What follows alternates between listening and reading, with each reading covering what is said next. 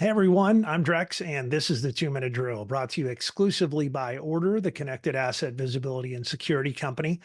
Order brings nearly instant visibility to everything on your network with hardly any setup time from your team. Find out more at thisweekhealth.com/order. That's ORDR, thisweekhealth.com/order. On the 2 Minute Drill, we do at least 3 stories at least 2 times a week, all part of one great community, the 229 cyber and risk community here at This Week Health. And maybe not 3 stories today, just probably one story because there's one big story. So thanks for joining me today. Here's some stuff you might want to know about.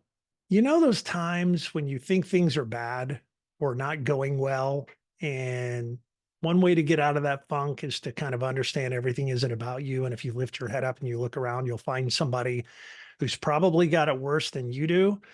Well, yesterday, that person was probably Andrew Witte, CEO of UnitedHealthcare Group, the parent company of Change Healthcare.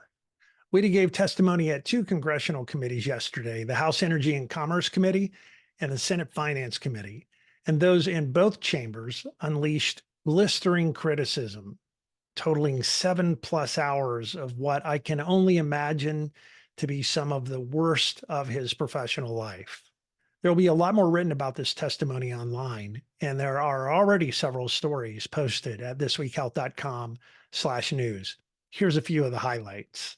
Representative McMorris characterized it as a case study in crisis mismanagement for decades to come. Witte did repeatedly apologize for the breach and the extensive outage, saying that he and the company will not rest until we fix this. And he made reference to the free credit monitoring for patients, which one senator referred to as the thoughts and prayers of data breaches. But he also talked about the $6.5 billion in no interest loans that had been advanced to doctors and hospitals affected by the cyber outage. He also admitted that about a third of the US population might be included in the data that was stolen. And he talked about how the bad guys had access to their systems for 9 days before the bad guys finally exploded the ransomware that took them down and left pharmacists, doctors, and hospitals unable to file claims. He also described how cyber criminals accessed Change Healthcare through a portal that didn't have multi-factor authentication or MFA enabled.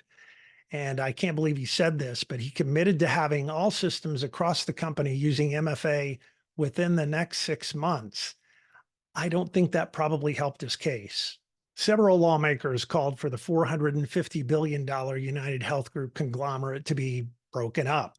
At various points, it was called a monopoly on steroids by Senator Warner, and Senator Wyden of Oregon said the change hack is a dire warning about the consequences of too big to fail mega corporations gobbling up larger and larger shares of the healthcare system.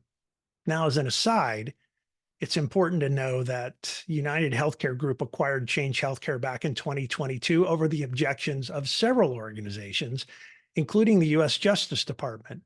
Obviously, it happened anyway, and I think that's a whole story that somebody should be covering too. How did that happen?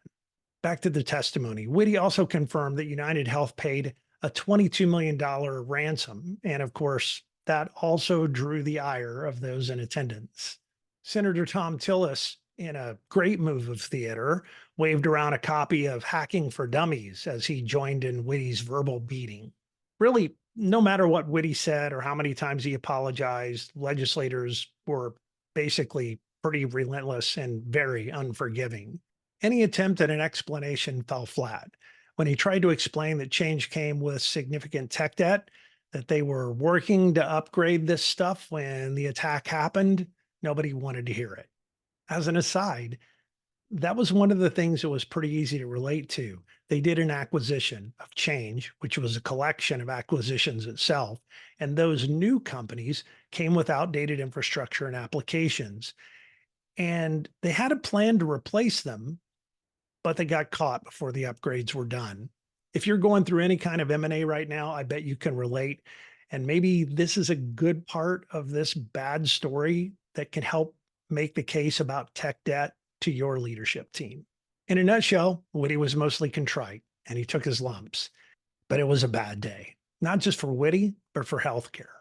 You and I are insiders in all of this, but for those who aren't, They'd probably like to think that this situation was an exception across the industry. It's a fluke.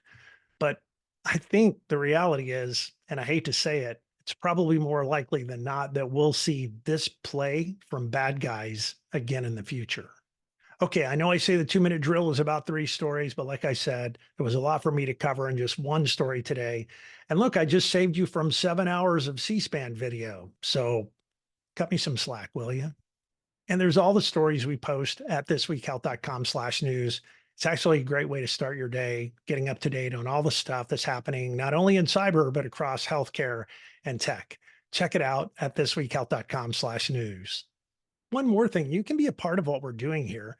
Take a look at thisweekhealth.com/security and click on the join the community button. I'll keep you posted on all the cool stuff that's happening here. And that's it for the 2 minute drill. Thanks again to our partner Order, the exclusive sponsor of the 2 minute drill. You can see them at RSA. That's coming up really soon. And you can talk to them there about Order AI Chasm, which is also available in the AWS marketplace now. Thanks for your time today. Stay a little paranoid. I'll see you around campus.